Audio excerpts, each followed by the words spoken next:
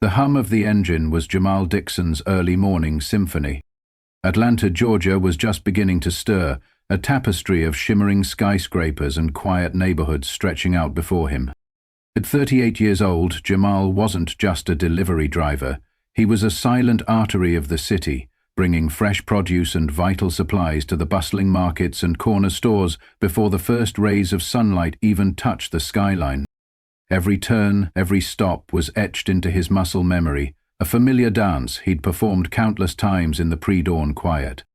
He was a man of routine, of dedication, pushing through the cool, crisp air, his mind already mapping out the next leg of his journey, anticipating the first strong coffee of the day. Then the world tilted. Not with a crash, but with a blinding, searing flash of blue and red in his rearview mirror. A sudden, invasive strobe light pierced through the calm, shattering the peaceful hum of his truck. For a fraction of a second, Jamal's breath hitched. That all-familiar knot tightened in his stomach. It was a reflex, an instinct honed over years, a silent alarm bell that instantly rang in the minds of countless others who looked like him. He gripped the steering wheel, knuckles white, the unspoken question hanging heavy in the cab. Why me? What now? Officer Sarah Jenkins, her patrol car idling ominously behind him, had initially noted a minor detail, a flicker in Jamal's taillight, or so she claimed. A quick license plate check, a flicker of an alert in the system, a common clerical error, often overlooked, easily rectified. But in this city, on this morning, for Jamal, that tiny digital blip was about to become a monumental, life-altering ripple.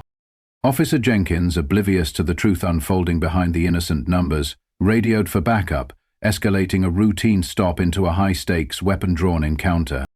She saw a stolen vehicle on a screen. Jamal saw his life, his freedom, potentially hanging in the balance, simply for driving while black. This wasn't about a broken light or a mistaken plate. It was about the chilling, unpredictable vulnerability that clung to him and so many others, like a second skin. As Jamal slowly, carefully pulled over, his heart pounded against his ribs, not from guilt, but from a deeply ingrained ancestral fear. He knew the drill. Comply. Stay calm. Brave. And unbeknownst to Officer Jenkins, Jamal had his own silent witness, a watchful guardian, already capturing every terrifying second. The quiet hum of Jamal's engine was swallowed by the sudden deafening roar of sirens. Within what felt like mere seconds, the street, moments ago deserted, exploded with flashing blue and red. It wasn't just Officer Jenkins now. It was a terrifying ballet of steel and light as 8, no maybe 10 squad cars materialized from the pre-dawn gloom, boxing Jamal's truck in from every conceivable angle. Headlights glared, spotlights pinned him against his seat, and the air crackled with an unspoken threat. This wasn't a traffic stop. This was an ambush. Multiple figures, dark silhouettes against the flashing lights, emerged from their vehicles, their hands moving with practiced, chilling efficiency. The glint of metal was unmistakable. Weapons drawn, pointed directly at him. Jamal's mind raced, a frantic kaleidoscope of fear and a primal, overwhelming sense of injustice. A delivery truck driver, surrounded like a hardened criminal, for what? A supposed taillight flicker. The absurdity would have been comical if it weren't so terrifyingly real. Every instinct screamed at him to throw his hands up, to shout, to demand answers. But a deeper, wiser voice, forged in a lifetime of quiet resilience, echoed through him. Comply. Stay calm. They're looking for a reason. Don't give them one. He knew this drill.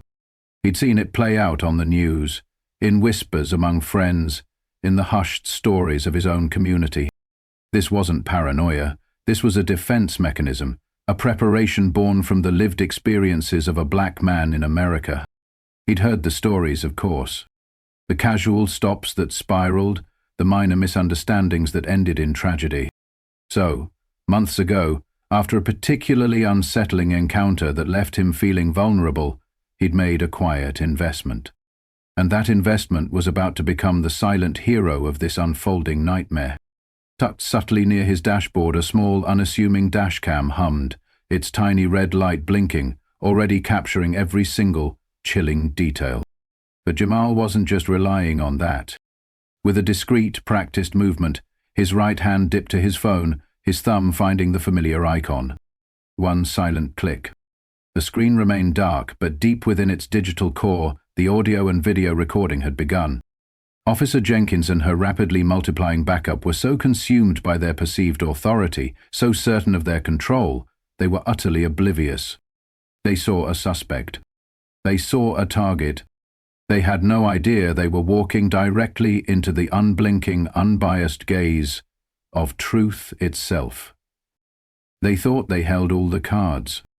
They had no idea that a silent, unseen witness was meticulously documenting every command, every gesture, every single breath of this terrifying encounter. This wasn't just Jamal's survival tactic. It was a powerful digital defiance, a silent promise that this story, unlike so many others, would not disappear into the shadows.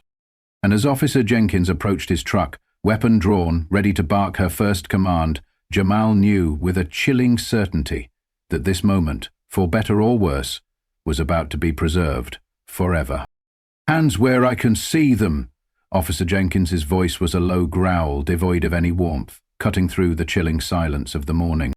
Jamal, his own hands trembling slightly, placed them on the steering wheel, palms flat, a silent offering of compliance. Every nerve ending in his body screamed at him to question, to argue, to demand justification. But the cold, hard glint of the weapons still pointed at him. The sheer number of officers was a stark reminder of the deadly consequences of defiance. He was ordered out, then told to hand over his keys. Each instruction felt like a deliberate chip at his dignity, systematically stripping away his autonomy, one command at a time. As he stepped out of the truck, hands still raised, he watched as Officer Jenkins nodded to another officer, who immediately moved to the back of his vehicle. "Why are you searching my vehicle?" Jamal's voice, though steady, was tinged with a desperate plea. "I haven't done anything wrong." He knew his paperwork was in order. He knew his plates were valid. He knew this was a mistake. But his words seemed to dissipate into the cold morning air, unheard, unheeded. The officers, their faces set in grim determination, were intent on their mission. They didn't see Jamal Dixon, a working man heading to his delivery. They saw a stolen vehicle, a potential threat, and in that moment, he was just another face in a long line of assumptions. He stood helplessly, surrounded by armed figures, his eyes fixed on the rear of his truck, as an officer fumbled with the keys, then, with a sharp click, forced open the trunk. The next few minutes stretched into an eternity of humiliation. They rummaged through his supplies, tossed aside his delivery invoices, and systematically searched every nook and cranny of his cargo area. This wasn't just a search, it was a public spectacle, a demeaning exhibition of power. Jamal felt his anger simmer hot and bitter beneath the surface of his forced calm. He was being treated like a criminal, his livelihood disrupted, his dignity assaulted, all for a reason that he knew, deep down, was simply wrong. He felt exposed, violated. Then the sudden crackle of Officer Jenkins's radio broke the tense silence. Her face, hardened moments before, visibly tightened. The dispatcher's voice, though muffled to Jamal, carried an undeniable note of correction. A mistake. The license plate was not, in fact, stolen. The entire harrowing ordeal had been based on a simple, catastrophic error. Officer Jenkins slowly turned to Jamal, her expression unreadable, a strange mix of annoyance and something akin to a deflated certainty. "It seems there was a mix-up with the license plate," she stated, her tone flat, utterly devoid of apology. No explanation, no remorse, just a curt, clinical dismissal of the terror she had just inflicted. Jamal, seething but maintaining a remarkable composure, met her gaze. "Can I go now?" he asked, his voice controlled, but with an edge that dared her to deny him. He saw the subtle lowering of weapons, the slow dispersal of the officers, a quick, almost imperceptible exchange of glances. The raw injustice of it all burned. This wasn't just about a stolen license plate, it was about the ease with which a man's freedom, dignity, and sense of safety could be stripped away based on a flawed database entry and, perhaps, something far more insidious. He climbed back into his truck, the dashcam still recording, the phone still capturing the lingering tension. He was free, but the phantom weight of the guns, the taste of humiliation, clung to him. He knew, with a chilling certainty, that this mix-up was just the beginning of his fight.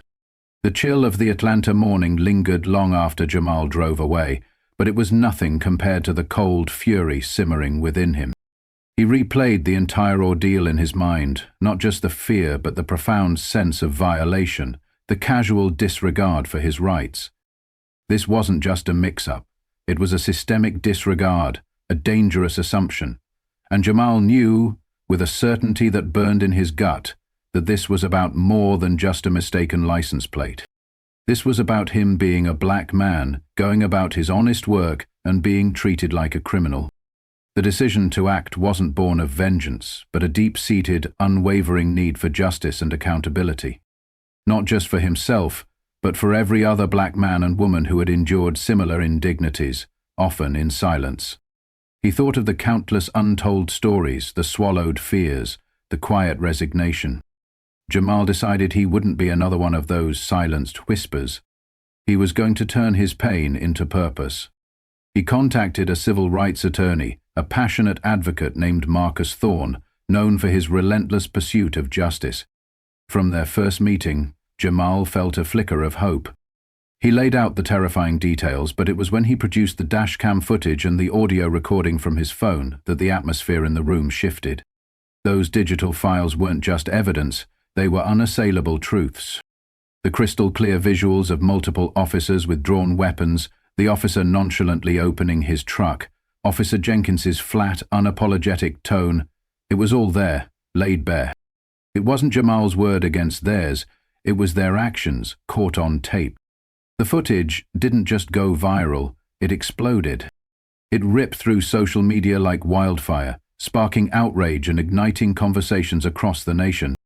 News outlets hungry for truth picked up the story, and suddenly, Jamal Dixon, the quiet delivery driver, became the unlikely face of a pressing national issue. People saw themselves in his humiliation, recognized the systemic bias, and demanded answers. The case quickly moved forward, propelled by the undeniable weight of the evidence and the public outcry. In her review, the presiding judge, Justice Eleanor Vance, minced no words. She highlighted the egregious lack of policy governing high-risk vehicle stops within the police department, a glaring omission that left immense room for abuse. Even more damning, Justice Vance pointed to troubling patterns within the department itself. Studies, she cited, showed that black individuals were statistically far more likely to be subjected to these aggressive stops, despite data indicating they were less likely to be armed.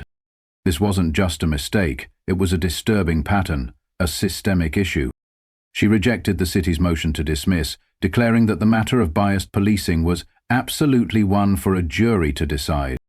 Jamal's secret recordings had not only exposed the truth of his ordeal, but had become a powerful tool, a beacon for accountability. They laid bare the uncomfortable reality that sometimes the only way to get justice is to record it yourself. This was more than just a personal lawsuit, it was a crucial step in a much larger fight, demonstrating the undeniable power of documentation in a world that often struggles to see its own biases. Jamal, once a victim, was now a voice, a catalyst for a desperately needed conversation. And as the trial date loomed, the stakes couldn't have been higher, not just for him, but for the very fabric of justice. The courtroom was thick with tension, every breath held, every eye fixed on Jamal Dixon.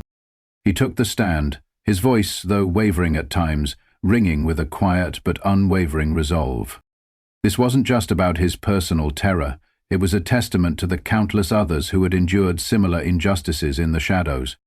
He recounted the fear, the humiliation, the sheer bewildering injustice of being treated as a criminal simply for doing his job. His words, raw and honest, cut through the sterile courtroom air, painting a vivid picture that no legal jargon could ever obscure. He wasn't seeking revenge, he was demanding that the system acknowledge its flaws and be held accountable. The defense tried to argue necessity, officer safety, the chaos of the moment. But Justice Vance, in her sharp questions and pointed observations, made it clear there was no justification for the warrantless search of Jamal's truck, no logic that excused the overwhelming show of force. The jury deliberated for what felt like an eternity, but when they finally emerged, their verdict was clear. They found the city liable for the illegal search and unequivocally declared that Jamal had been a victim of racial profiling. The jury awarded Jamal significant damages, a sum that wasn't just compensation but a powerful public declaration. This kind of behavior would not be tolerated. For Jamal, the victory was bittersweet. A wave of relief washed over him, a profound sense of vindication. But it couldn't erase the lingering phantom weight of those guns. The memory of being stripped of his dignity. The scars of that morning would always be a part of him. Yet this verdict was a watershed moment, not just for Jamal but for Atlanta, and indeed for communities nationwide. Community leaders and activists rallied around him, using his case as a powerful catalyst for change. The city, now under immense public and legal pressure, faced undeniable calls to address the systemic issues within its police department. In the aftermath, the Office of Police Accountability swiftly recommended the development of clear policies for high-risk vehicle stops, emphasizing the critical need for comprehensive de-escalation training. Even the police chief, initially resistant, publicly conceded, acknowledging that deep-seated change was essential to rebuild shattered trust within the community.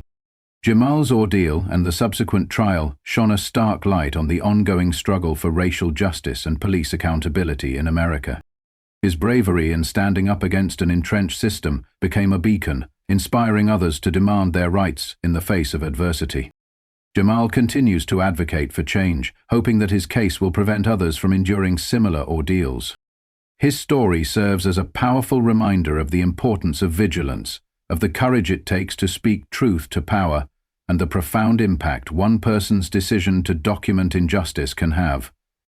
In the end, Jamal's secret recordings had not only exposed the truth of his terrifying morning, but had sparked a movement, their echoes reverberating through the city, promising a future where justice might truly be for all.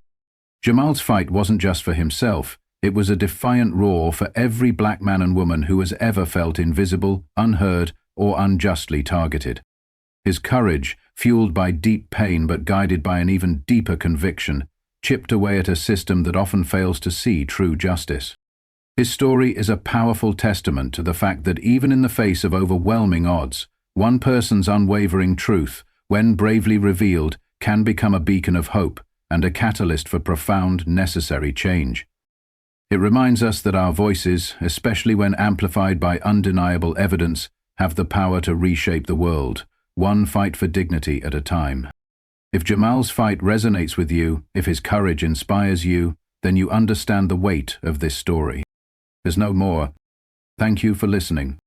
Please like and share this video across your social networks. Let Jamal's story and the fight for justice reach every corner. We'll be right back to you as fast as we can.